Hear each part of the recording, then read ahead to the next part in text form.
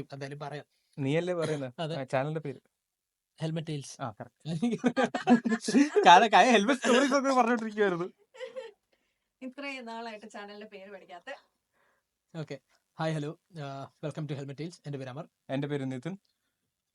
ഇത് എത്രാമത്തെ എപ്പിസോഡാ? 4. 4 ആ. Welcome to our 4th episode.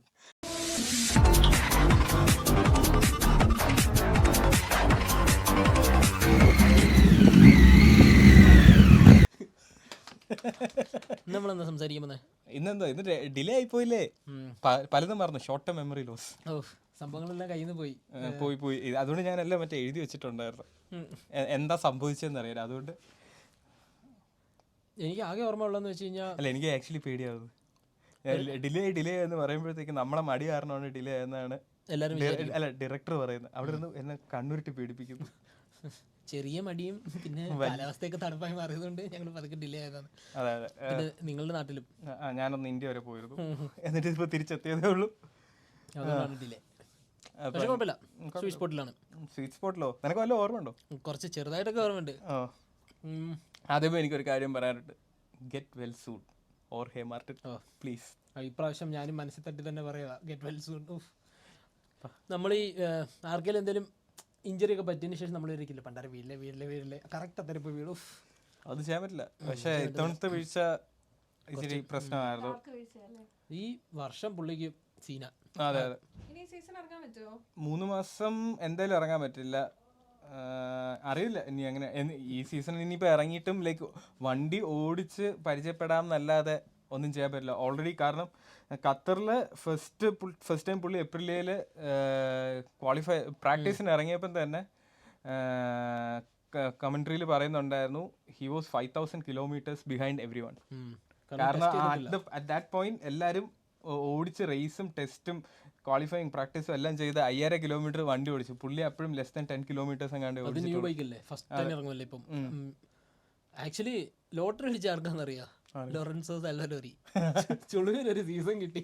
അയ്യോ പുള്ളി എന്നിട്ട് പുള്ളിക്ക് മറ്റേ ഒരു ലോങ് ലാക്ക് പെനാൽറ്റി ഒക്കെ കിട്ടി പുള്ളിക്ക് ലാസ്റ്റാ പുള്ളി. എന്നിട്ട് ലോങ് ലാക്ക് പെനാൽറ്റി ഒക്കെ ഒരു പുള്ളി ഒരു ഫ്രീ ആയിട്ട് ഒരു സീസണിൽ പുള്ളിയുടെ മോട്ടോ ജിപ്പ് റൈഡറായിട്ട് ഓടിക്കുവാണ്.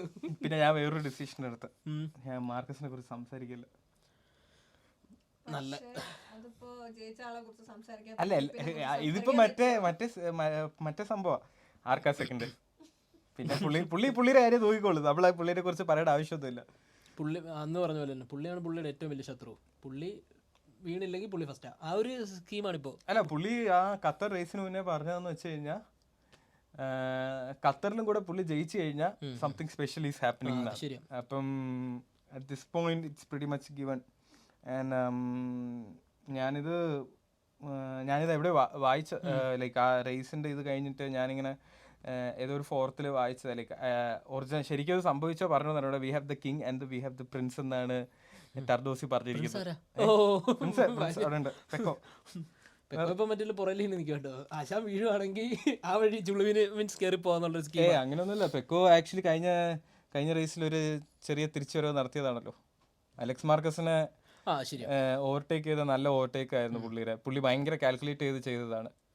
പുള്ളി കഴിഞ്ഞ സ്പ്രിന്റ് കഴിഞ്ഞപ്പം തന്നെ പറഞ്ഞിരുന്നു, ഞാൻ ഇത്തവണ തിരുമ്പി വന്നിട്ടേ. ഇതായിരുന്നു പെക്കോ. പക്ഷെ എന്നാലും പുള്ളി ഹാപ്പിയൊന്നും അല്ല. ഹാപ്പിയല്ല. കാരണം ഡുക്കാറ്റിയുടെ നമ്പർ 1 റൈഡർ എന്നുള്ള പൊസിഷൻ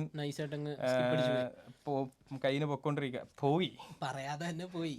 എല്ലാവർക്കും അറിയാം. ആരും പിന്നെ മുഖത്ത് നോക്കി പറയുന്നില്ലെന്നേ ഉള്ളൂ പുള്ളിയുടെ. എല്ലാരും മറ്റേ മാർക്കസിന്റെ മറ്റേ ഇത് സെലിബ്രേഷൻ കഴിഞ്ഞിട്ട് സുഖമല്ലേ? അല്ല എനിക്ക് ആക്ച്വലി ഡുക്കാറ്റി ഗ്യാരേജിനെ കുറിച്ച് ആലോചിക്കുമ്പോഴാണ് ഒരു വിഷമം. ആർക്കും അങ്ങനെ സന്തോഷിക്കാനും പറ്റുന്നില്ല. അവർക്ക് മനസ്സറിഞ്ഞൊന്നും ഇതാകാൻ പറ്റുന്നില്ലെന്നേ. ഒരു സൈഡ് ഇങ്ങനെ പറ്റില്ല. അതല്ല പണ്ട് മറ്റേ മാർട്ടിൻ ജയിക്കുമ്പോൾ തന്നെ പുള്ളിയുടെ മുഖം മാറും.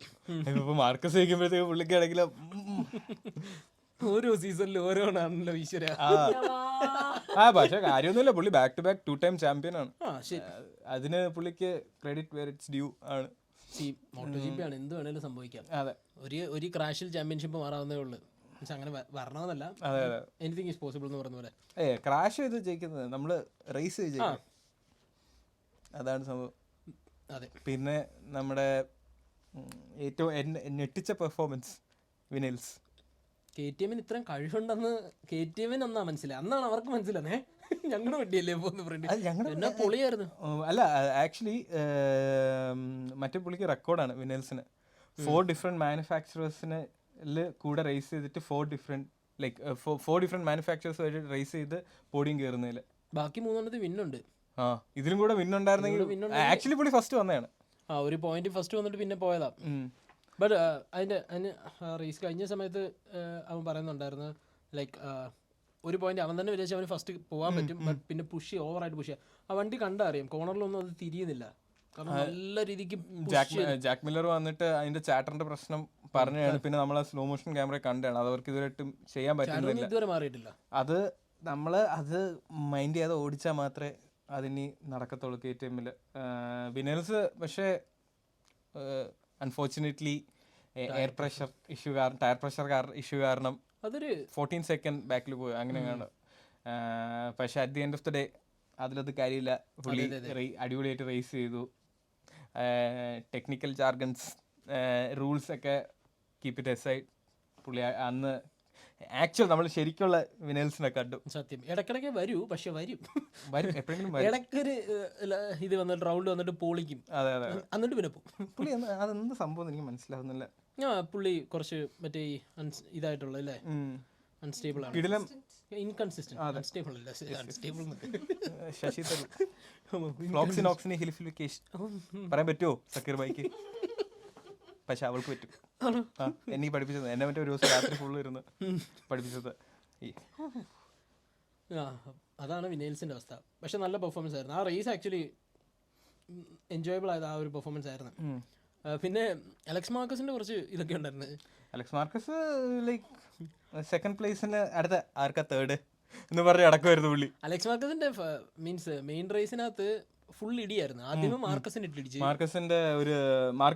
മാർക്കസാണ് ആക്ച്വലി വന്ന് തട്ടിയെന്ന്. പുള്ളിയുടെ ഒരു ബാക്കിലെ വിങ് പോയി, അത് വെച്ചിട്ടാണ് പുള്ളി ഫസ്റ്റ് അടിച്ചത്. അതേപോലെ തന്നെ അലക്സ് മാർക്കസ് അതിനുശേഷം ജിനൻടോണിക്കിനെ പോയിട്ട് ഒരു ഇടി ഇടിച്ചായിരുന്നല്ലോ, പുള്ളി ഇടിച്ചു. പുള്ളി നൈസായിട്ട് ഓടിച്ചിട്ടുണ്ട്, ഇടിച്ചു വെളിയിൽ കളഞ്ഞിട്ട്.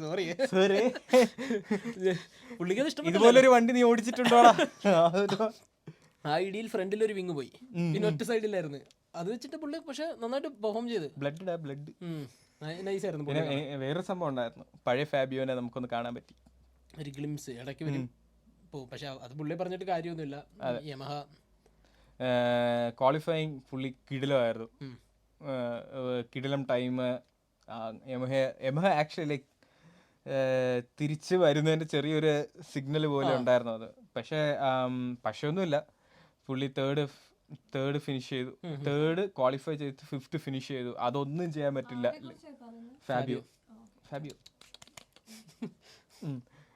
ഫാബിയോ ലൈക്ക് തേർഡ് പൊക്കോണ്ടിരുന്നു. പിന്നെ ലോങ്ങില് ഐ തിങ്ക് VR46 ഡുക്കാറ്റീസ് ആണെന്ന് തോന്നുന്നു ഓവർടേക്ക് ചെയ്ത്. ഓർമ്മയില്ല, കുറച്ച് ദിവസമായി, ഷോർട്ട് ടൈം മെമ്മറി ലോസ്. പുള്ളിയുടെ മെയിൻ റൈവലറി അവരുമായിട്ടാ VR46 ഡുക്കാറ്റി. അത് പറഞ്ഞ പോലെ നമ്മുടെ എന്താ പറയുന്നത്, ഷായുടെ പേര് മറന്നുപോയല്ലോ. ജിനൻടോണിക്കിന്റെ കൂടെ ഉള്ളായിരുന്നു. മോർബിഡലി തേർഡ് വന്നല്ലോ. വിനിയാൽസ് ഔട്ട് ആയപ്പോഴത്തേക്ക് മോർബിഡലി ഫ്രണ്ടിലോട്ട് കയറി. 4th ആയിരുന്നു ഫിനിഷ് ചെയ്തേ മെയിൻ റേസ്. പക്ഷെ എപ്പോ വീഡിയോ എടുത്താലും പുള്ളി വിളിക്കും. ആരാ? സാബു. ഫോൺ എടുത്തിട്ട് സാബു ആണേ, നീ സാബു അല്ലേടാ?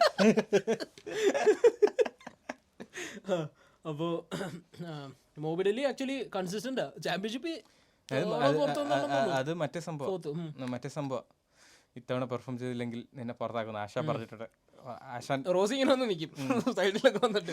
എനിക്ക് ഏറ്റവും ഇഷ്ടപ്പെട്ടതെന്ന് പറഞ്ഞു കഴിഞ്ഞാൽ ഖത്തറിൽ റോസി ഉണ്ടായിരുന്നു. ആ വീഡിയോ ആ ഫോട്ടോ ഞാൻ ചിരിച്ചു. പുള്ളി ഇങ്ങനെ നോക്കിക്കൊണ്ടിരിക്കും മാർക്കസ് പോകുമ്പോൾ. അത് അതിൽ ഏറ്റവും ഹൈലൈറ്റ് എന്ന് വെച്ചാൽ ഈ മോട്ടോ ജിപ്പിൽ ക്യാമറമാൻ അറിയാം എവിടെ ഫോക്കസ് ചെയ്യാം. പുള്ളി മാർക്കസ് ഇറങ്ങുമ്പോൾ റോസിന്റെ പുള്ളിയുടെ കാണിക്കുന്നു, പുള്ളി ഇങ്ങനെ നോക്കിക്കൊണ്ടിരിക്കുന്നതൊക്കെ. അതിന്റെ താഴെ വരുന്ന കമന്റ്സ് ആണ് ഭയങ്കര രസം. ഇപ്പോഴും മറ്റേ റോസി ഫാൻസ് ഇപ്പോഴും മറ്റേ പഴയ മാർക്കസിനെ തട്ടിയിടണം എന്നുള്ള വൈറ്റിലും കുറെ മാർക്കസ് ഫാന് മാർക്കസ് അവന് തോപ്പിക്കാൻ പറ്റില്ല എന്നുള്ള രീതിയിലാണ് കമന്റ് ചെയ്തത്. അവരൊരു മറ്റേ ലാൽ സാർ മമ്മൂട്ടി സംഭവം പറയുന്ന പോലെ അതിങ്ങനെ പൊയ്ക്കൊണ്ടിരിക്കും. എന്താ പിന്നെ മോട്ടോ ജിപ്പ് ഉള്ളിടത്തോളം കാലം അതിങ്ങനെ പൊയ്ക്കൊണ്ടിരിക്കും. പക്ഷെ at the end of the day സ്പോർട്ടാണ് മുഖ്യം. അതെ അതെ പീപ്പിൾ കം ആൻഡ് ഗോ. രണ്ടുപേരും ഗോഡ്സ് ആണ്, ശരിയാ. അതിൽ ഒരു ക്വസ്റ്റ്യൻ ഇല്ല. ക്യൂരിയസ്, ജാക്ക് മില്ലർ എവിടെ ഫിനിഷ് ചെയ്തേ? ഞാൻ ഓർക്കുന്നില്ല ആക്ച്വലി. മില്ലറിന്റെ അവസ്ഥ എന്തായിരുന്നോ? മില്ലർ എന്ത് ചെയ്തു? മില്ലർ ഒരു സെക്കൻഡ് ചേട്ടൻ കട്ടത് ചെയ്യട്ടെ കേട്ടോ, ഞാനെല്ലാം എഴുതിയിട്ടിട്ടുണ്ട് മില്ലർ എന്താ ചെയ്തത്. കാരണം മില്ലർ ഒരു ഇമ്പോർട്ടൻറ്റ് ഫാക്ടറാണ്. കലിങ്ങിൻ്റെ മണ്ടയ്ക്ക് ഇരിക്കുന്ന ചേട്ടൻ മില്ലർ മില്ലർ മില്ലർ ആ ക്യാപ്റ്റൻ മില്ലർ. മില്ലർ എന്താ ചെയ്തത് മില്ലർ പോലും അറിയില്ല മില്ലർ എന്നാണ്. സോറി, കുറച്ച് ദിവസമായി മറന്നുപോയി. പക്ഷെ മറ്റേ ഇതിലില്ല, ടോപ്പ് 10 ഇല്ല. പിന്നെ സാർക്കോ, ഹോണ്ട. വേറൊരാളുണ്ട്, മറ്റേ നമ്മുടെ മാർക്കസിന്റെ കൂടെ ഓടിക്കുന്ന പുള്ളിയുടെ പേര് പറയാൻ ഞാൻ ഇതുവരെയായിട്ടും പഠിച്ചില്ല. ആൽഡിങ്ങറോ ഫേമർ? ഓ ഫെർമിൻ. ആ മറ്റേ ഡുക്കാറ്റി ഗ്രസിനി ഫെർമെന്റഡ് പുള്ളി. പുള്ളി എനിക്ക് തോന്നുന്നു സ്പ്രിന്റിലാണോ മെയിനില് മാർക്കസിന്റെ മേളിൽ ഫിനിഷ് ചെയ്യുമെന്ന് തോന്നുന്നു. പൊട്ടൻഷ്യൽ ഉള്ള ഒരുത്തനാണ്. ഞാൻ സ്റ്റാൻഡിങ് അലക്സ് മാർക്കസിന്റെ മേളിൽ. ആ പെട്ടെന്ന് മാർക്കസ് എന്ന് പറഞ്ഞപ്പോൾ ഞാൻ മറ്റേ മാർക്കിനെ ഓർത്ത്. അതെ അതെ. ആക്ച്വലി അല്ല, മെയിൻ റീസണാ. കാരണം അലക്സ് മാർക്കസിന് പെനാൽറ്റിയും കിട്ടി, ലോങ് ലാപ്പ് പെനാൽറ്റി ഉണ്ടായിരുന്നു. പിന്നെ ഒരു വിങ് ഓടി കഴിഞ്ഞാൽ ഇങ്ങനെ ചരിച്ചൊക്കെ പോയിക്കൊണ്ടിരുന്നത്. അറിയില്ല, ഒന്നേ മില്ലർ ഫിനിഷ്, മില്ലറിന്റെ അപ്പൊ വീണു. യെസ്, വീണ് കാണും. ഞാനിങ്ങനെ പോയപ്പോ അങ്ങ് തന്നെയാണ്. അല്ല, ഇത് നേരത്തെ പറഞ്ഞില്ലേ ഒരു ഡൗട്ട് ഫോഴ്സ് ഒരു സൈഡ് കൂടുതൽ മാത്രമേ ഉള്ളൂ. പൃഥ്വിരാജ് ഉണ്ടായിരുന്നെങ്കിൽ അവിടെ എൽ റെഫറൻസ് വെച്ചേനെ, തോളി ചരിച്ച് ലൂസിഫർ. അപ്പം പക്ഷേ ലോങ് ലാപ്പ് കഴിഞ്ഞതിന് ശേഷം പിടിച്ച് കയറി വന്നിട്ടാണ് ഞാൻ ലാസ്റ്റ് ലാപ്പ് ആയപ്പോഴത്തെ കണ്ടായിരുന്നു. അത്യാവശ്യം ക്ലോസ് ആയിരുന്നു, ഭയങ്കര ദൂരമൊന്നും ഇല്ലായിരുന്നു. വേണമെന്ന് വെച്ചാൽ പക്ഷെ അവൻ നന്നായിട്ട് ചെയ്യുന്നുണ്ട്. എനിക്ക് തോന്നുന്നു ഞാൻ ആദ്യം വെച്ച് അഗുറ ആയിരിക്കും റൂക്കി ഓഫ് ദി ഇയർ ആവാൻ ചാൻസ് ഉള്ളതെന്ന്. പക്ഷേ അഗുറ അടിപൊളിയാണ്. ആ വണ്ടിക്ക് ചെയ്യാൻ പറ്റുന്നതൊക്കെ പുള്ളി ചെയ്യുന്നുണ്ട്. ആക്ച്വലി കുറേ ഇടയ്ക്കിടയ്ക്ക് ഞാൻ കാണാറുണ്ട്, ലൈക്ക് അക്കോസ്റ്റോയായിട്ട് ഇടയ്ക്കിടയ്ക്ക് ബാറ്റിൽ വരാറുണ്ട് ഇവർ തമ്മിൽ. അതെ അതെ, അത് നല്ല ക്ലീൻ പാസ്സാണ്. അക്കോസ്റ്റ അടിപൊളിയാണ്, ലിമിറ്റഡ് ബൈ KTM ആണ് ഇപ്പം.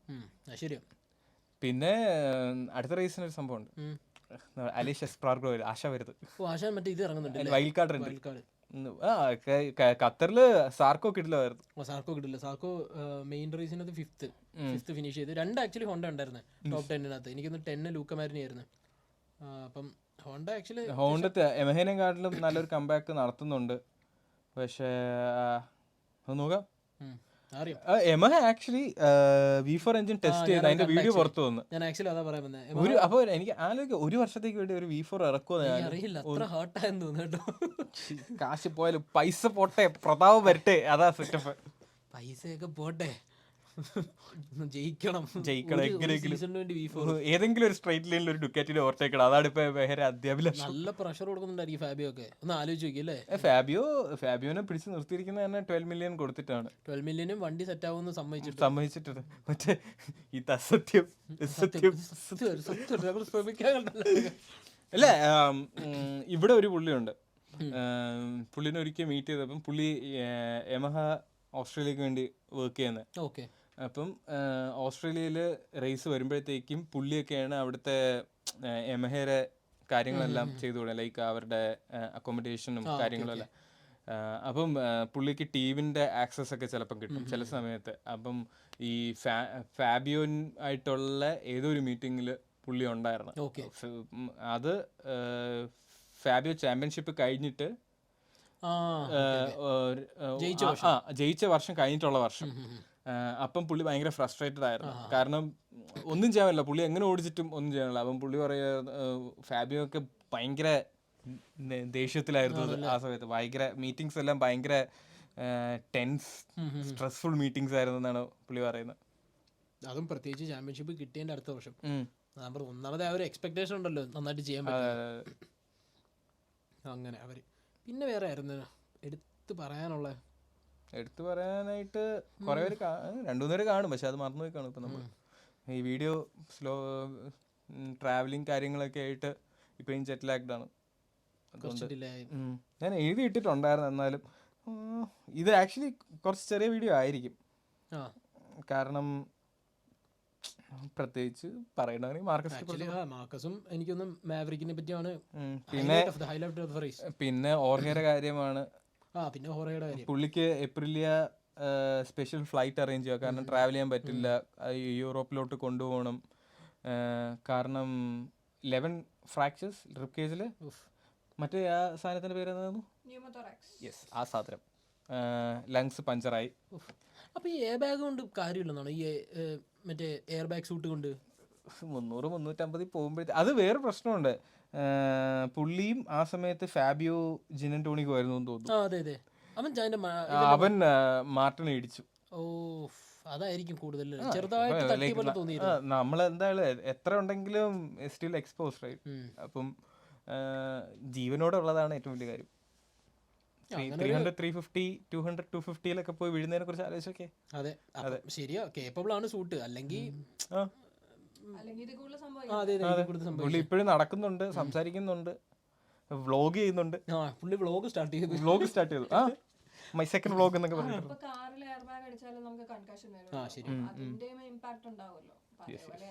അതെ അതെ, അത് ഇത്ര സ്പീഡിലുള്ള നല്ല അത്യാവശ്യം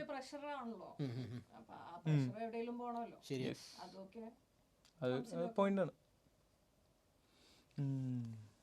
പെൻസ്റ്റാറിന്റെ സൂട്ടും കാര്യങ്ങളൊക്കെ വർക്കിംഗ് ആണെന്ന് മനസ്സിലായി. ഹെൽമെറ്റ്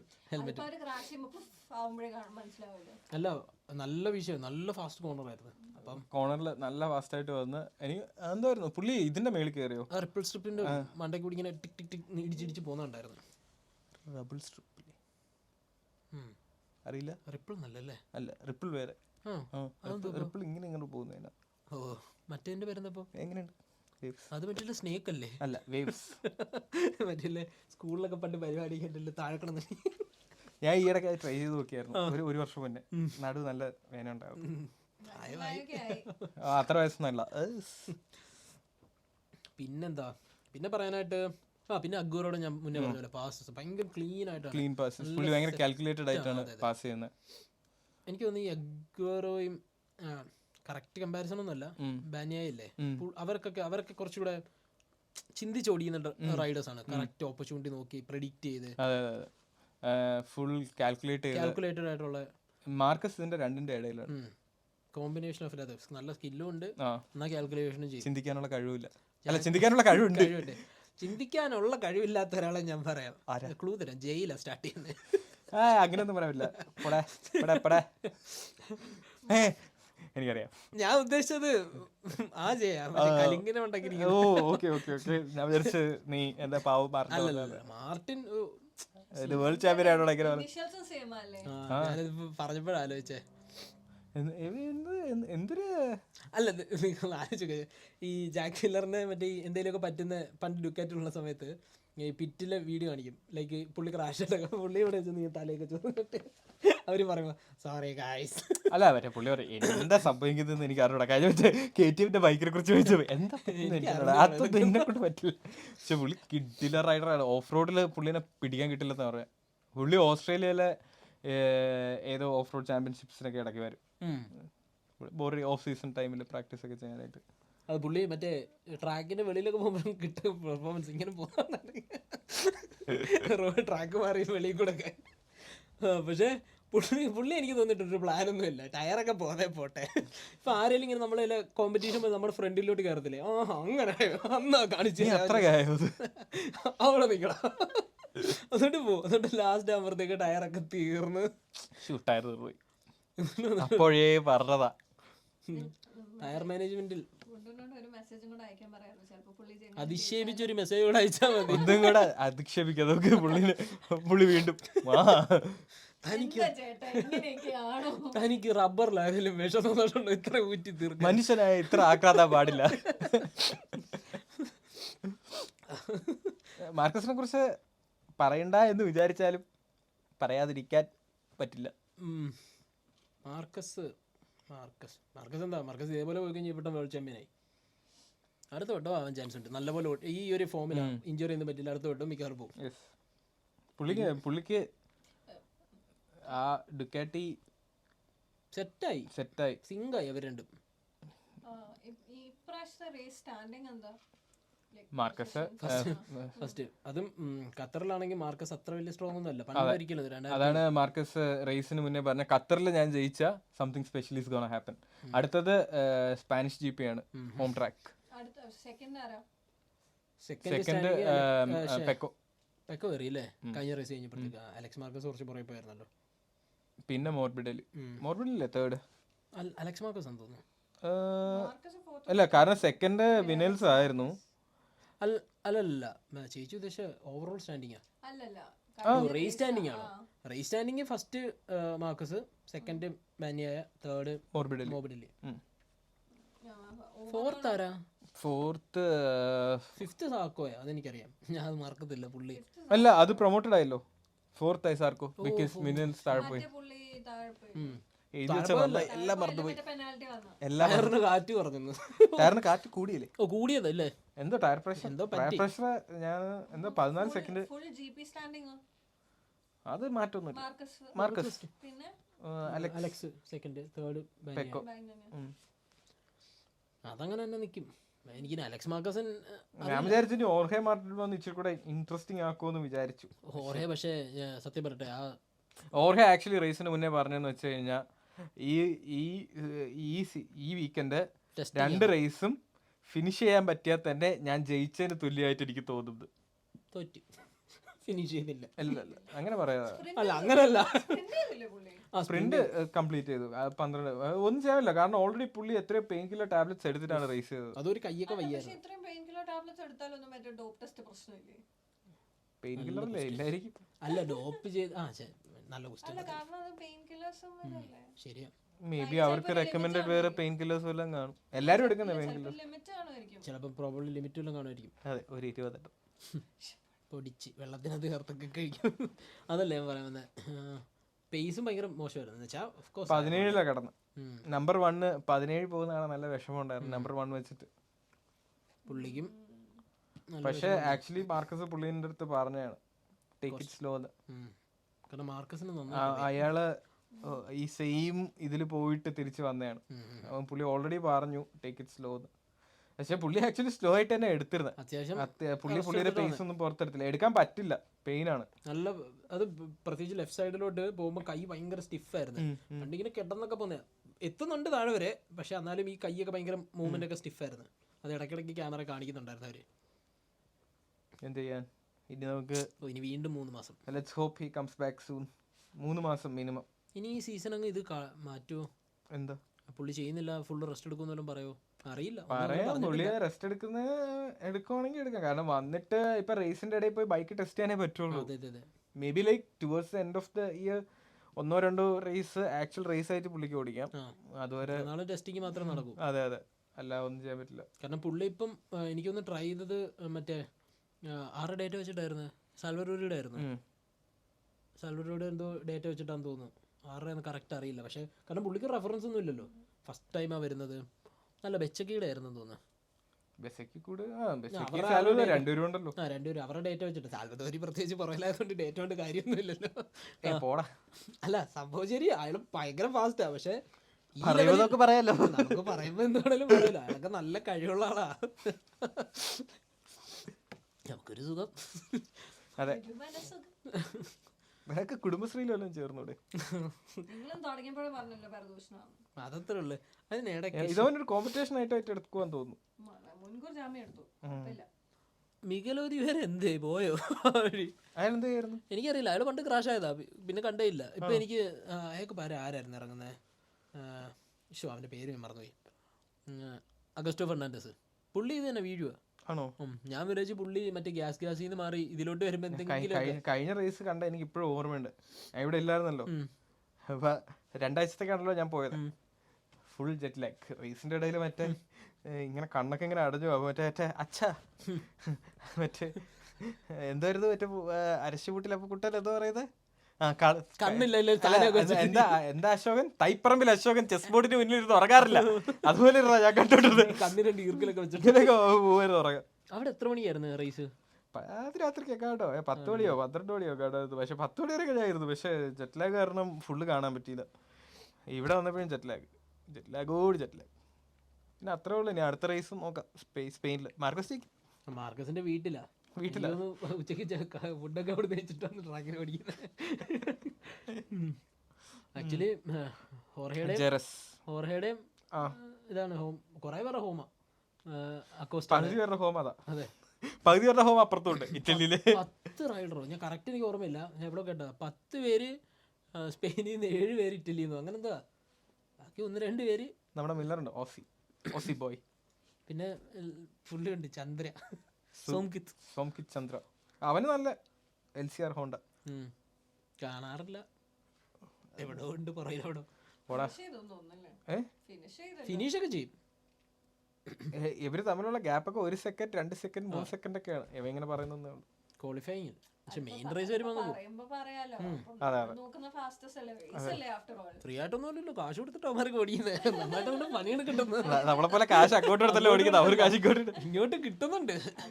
ഇപ്പൊ കിട്ടിത്തോട്ടാ ജാക്കിലോ, പണ്ട് അങ്ങോട്ട് കൊടുക്കണം മില്ലറേട്ട പറഞ്ഞു. എനിക്ക് തോന്നുന്നു Moto3 Moto2 ആ സമയത്തൊക്കെ വലിയ കിടു അല്ലെങ്കിൽ കുറച്ച് കയ്യിൽ നിന്ന് കാശ് അങ്ങോട്ട് ഇറങ്ങും. ജീപ്പിൽ ഓടിക്കാൻ Moto2 Moto3 ഇപ്പോഴും സീറ്റ് മേടിക്കും അല്ലേ? നിനക്കറിയില്ല? Moto3 എനിക്കറിയാം, Moto3 മേടിക്കുന്ന അറിയില്ല. ഇവന്മാരൊക്കെ ഈ റെഡ് ബുൾ റൂക്കീസ് കപ്പ് ചാമ്പ്യൻ ഒക്കെ ഇല്ലേ, അവന്മാർക്കൊക്കെ ഉണ്ട്. നമുക്കറിയുന്ന ഒരാൾക്ക്, നമുക്കറിയുന്ന കുറച്ച് പേർക്കൊക്കെ, കുറച്ച് പേർക്കല്ല ഒരാൾക്ക്, അല്ലെങ്കിൽ കുറെ പേരെന്നൊക്കെ പറഞ്ഞാൽ നമ്മള് തള്ളാന്ന് പറയുന്നത് വിചാരിക്കും. സ്പോൺസേഴ്സ് ഒക്കെ കിട്ടണം, അത്യാവശ്യം എവിടെയെങ്കിലൊക്കെ പെർഫോം ചെയ്യണം. സ്പോൺസർ കാരണം അവിടെ ചെന്ന് കഴിയുമ്പോൾ ഒരു പ്രശ്നമുണ്ട്. ലൈക്ക് നമുക്കൊരു ആ ഒരു ഫീൽഡ് നിൽക്കണം, അവരുടെ റൈഡർ സ്പോൺസേഴ്സിനും കൂടെ കൊണ്ടുപോകണം. മാത്രമല്ല നമുക്ക് പേസും വേണം. കാരണം അല്ലെങ്കിൽ ഭയങ്കര ഡിഫറൻസ് ഒക്കെ വന്നു കഴിഞ്ഞാൽ അവർ അൺസേഫ് ആണെന്നൊക്കെ പറയും. അതെ അതെ, പണ്ട് അങ്ങനെ ഒരു സംഭവം നടന്നിട്ടുണ്ട്. നമുക്കറിയുന്ന പുള്ളി ഇടയ്ക്കിടയ്ക്ക് ഇപ്പം Moto3 പോയപ്പോഴത്തേക്കും ഇത് പോസ്റ്റ് ചെയ്യുന്നുണ്ട്, ആർക്കെങ്കിലും സ്പോൺസർ ചെയ്യണോ അവരുടെ ബിസിനസിന്റെ. അവൻ പൈസ ബിസിനസിന്റെ പ്രൊമോഷൻ വേണോന്നൊക്കെ ചോദിച്ച് ബൈക്കിൽ ഫ്രണ്ടിലോട്ടിക്കാം സൈഡിലോട്ടിക്കാം എന്നൊക്കെ പറഞ്ഞു. അതിന് ഓരോന്നിനും ഓരോ റേറ്റ്. ഈ റേസിന് ഇത് ഓടിക്കാം, അത് കിട്ടും. അത് കിട്ടില്ലേ സ്പോൺസേഴ്സിന്? അത് കിട്ടും. ഞാൻ ഇവര് ടാക്സ് റീഫണ്ട് ഈ ഓടിക്കുന്ന റൈഡേഴ്സിന് കിട്ടുന്നത്.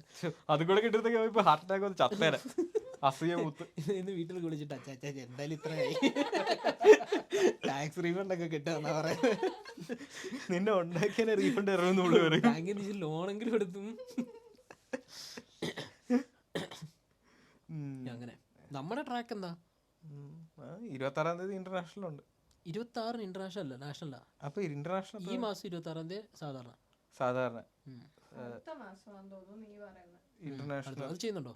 അത് മിക്കവാറും ചെയ്യും. ഇവനെ റെഡിയാക്കിയിട്ട്. ഞാനും ഈ പ്രാവശ്യം ചെയ്തില്ല. ഇപ്രാവശ്യം ആരും ഇറങ്ങുന്നില്ലെന്ന് കേട്ടു. അതെ, ഈ നാറ്റ് നോറ്റ് ഇന്റർനാഷണൽ എന്നൊക്കെ പറഞ്ഞു വരുമ്പോ കൊടും മഴയും ഇടിയും. ഇന്റർനാഷണൽ ആണെങ്കിൽ ചെയ്യാം, സെറ്റാക്കാം. ജോണി ചേട്ടന് ചെയ്യാൻ എനിക്ക് ചെയ്യാം. അതൊക്കെ എത്ര ഇത് നമുക്ക് ഒന്ന് സെറ്റാകാൻ ടൈമുണ്ട്. അപ്പൊ പിന്നെന്താ അടുത്ത എവിടെ MotoGP? അതല്ലടാ ഞാൻ പറഞ്ഞ സ്പെയിനില് വീട്ടിലാണ്. ശരിയാണല്ലോ, മാർക്കസിന്റെ വീട് അവിടുന്ന് കഞ്ഞി പിടിക്കാന്നൊക്കെ പറഞ്ഞു. ഞാൻ കഞ്ഞി എടുക്കട്ടെ മാർക്കസേ. 28 അല്ലേ? 28. ഓ 28 ഈ വീക്കെൻഡാ? ഇത് 22 എന്തോ ഇന്ന് 22 ആണല്ലേ? യെസ്. ഡേറ്റിന്റെ കാര്യത്തിലൊക്കെ റിട്ടാർഡാ ഞാൻ. അല്ലെങ്കിൽ ബാക്കിയെല്ലാത്തിനും മോശം.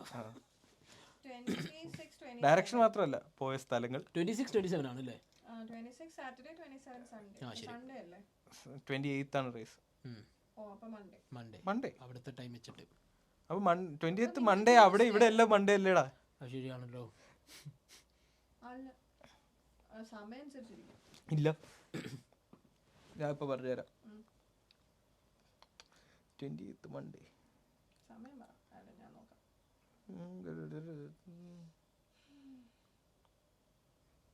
മൺഡേ രാത്രി 12 മണിക്ക് ന്യൂസിലൻഡ് ടൈം ആണെന്ന് തോന്നുന്നു. അവർക്ക് 27th ആയിരിക്കും, നമുക്ക് 28th ആയിരിക്കും. അപ്പൊ അങ്ങനെയാണ് കാര്യങ്ങൾ. അപ്പൊ നമുക്കെന്നാ അടുത്ത എപ്പിസോഡിൽ കാണാം. സ്പെയിൻ GP ആയിട്ട് കണ്ട് പെട്ടെന്ന് തന്നെ വീഡിയോ ഇറക്കാം നമുക്ക്. യെസ്. ഓക്കെ, കുറെ നാളിന് ശേഷം കാലിൽ വർക്കൗട്ട് ചെയ്തുകൊണ്ട് എഴുന്നേക്കാൻ പറ്റത്തില്ല.